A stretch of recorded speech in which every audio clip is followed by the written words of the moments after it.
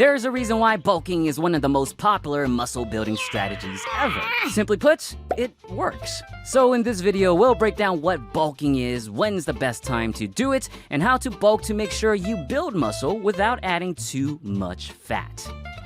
Hi, I'm Picturefit. I make health and fitness videos to help you in all things health and fitness. Bulking, in simple terms, is a dietary plan aimed to increase your body weight, which means I've been bulking for about 5 consecutive years, totally intentional. Bulking is arguably the most popular muscle building strategy because gaining weight means eating more than your body needs, which means providing a consistent surplus of nutrients to your muscles. In other words, to build new muscle, you need to have new building blocks, i.e. nutrients, and bulking gives you that and more. Of course, building muscle also indisputably requires stimulation, a funky physiological way of saying you need to exercise. Bulking plus exercise equals tighter shirt sleeves. Let's now jump into when you should decide to bulk. Finding out when first requires that you make sure that bulking is indeed what you want to do. Bulking is not meant for people that want to build muscle while maintaining their current weight. That's more so maintenance or recomp, which a video about that will be linked below if you're interested. Also, bulking will not only increase muscle mass, but because of the weight-gaining nature of it, it will increase your fat mass. If you want to avoid that, then bulking might not be for you. However, there are ways to mitigate fat gain, which we'll cover later. With now knowing about the fat gain predicaments, it's clear that bulking becomes increasingly relevant the less body fat you have. This is ideal in both a physique and health standpoint. Muscle with less body fat is more visually pronounced than higher body fat, and excessively high body fat carries cardiometabolic risks.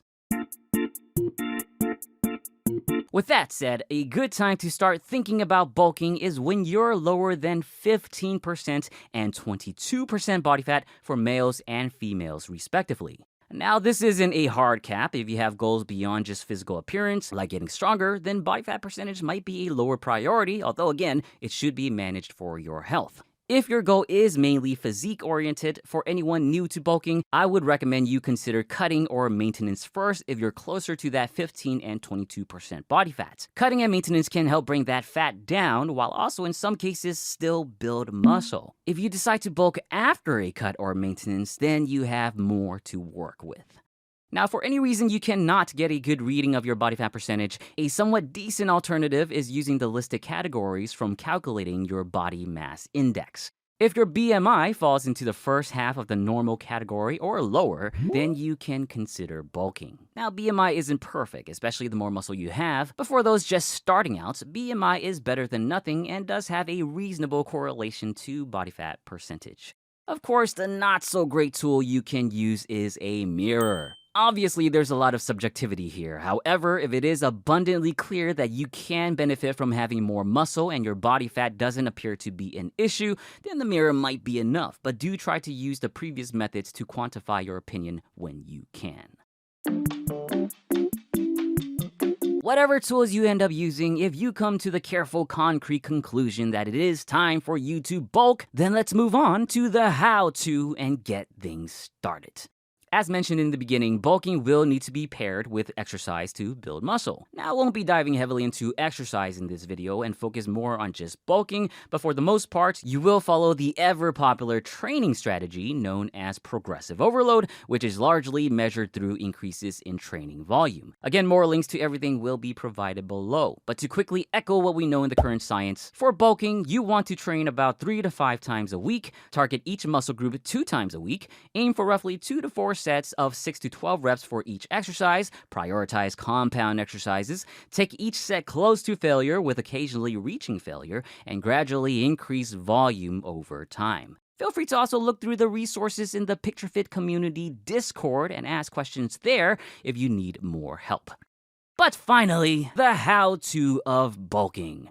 The essential element of bulking is creating a calorie surplus. The number of calories you consume must be consistently higher than the number of calories you burn. The slightly tricky part is how you achieve said calorie surplus. Yes, you can technically build muscle simply by exercising and eating whatever you want and however much you want as long as you're in a surplus. However, you might put on weight too quickly with this uncontrolled, dirty type of bulking, which has the bigger consequence of putting on more fat quickly. Instead of this, you want to have some structure to your bulking. First and foremost, you need to get enough protein, the nutrient that provides the building blocks for muscle growth. Typically, you want to aim for about 1.6 grams of protein per kilogram of body weight per day. A little bit more or less is fine as long as you are consistent and your protein source doesn't really matter if you get close to this figure. However, you ideally want to eat mostly whole foods, but eating processed high-calorie foods for the sake of reaching your calorie goals will be fine on occasion. Speaking of calorie goals, to avoid all the dirtiness, try to maintain a 300 to 500 calorie daily surplus. If you never calculated your calories before, you can start with a calorie calculator linked below, which will shoot out your maintenance calories, and your goal will be to eat 300 to 500 calories above that figure. You can measure your food calories using one of the many calorie counting apps available. Again, this 300 to 500 range is not a hard cap. You can eat more if you're not putting on much muscle and less if you're gaining fat too quickly. Just keep in mind that more calories mean more fat and fewer calories mean less nutrients, which potentially means less muscle. Adjust accordingly. By following these specific steps, you end up with something known as lean bulking. My bulking of choice when I finally decide to intentionally bulk. As far as when to stop bulking, remember that you want to avoid a high body fat percentage. Around 22% and 28% for males and females respectively is probably a good time to stop, but once again, this is not a hard cap. You can end your bulk sooner, especially if you're satisfied with your muscle growth. Some even use strength goals to determine a good time for them to change course. And of course, the course to consider coursing through after bulking will be maintenance or cutting. And that's it for bulking. I hope you found this video helpful and I wish you the best in your bulking endeavors. Remember, any topics and strategies mentioned in this video will be linked in the description. Check those out if you need it. Other than that, if you enjoyed this video, please give it a bulky thumbs up and share it with your muscle-loving friends. Let me know what you think about the video in the comments and subscribe for more. As always, thank you for watching and don't forget to get your protein.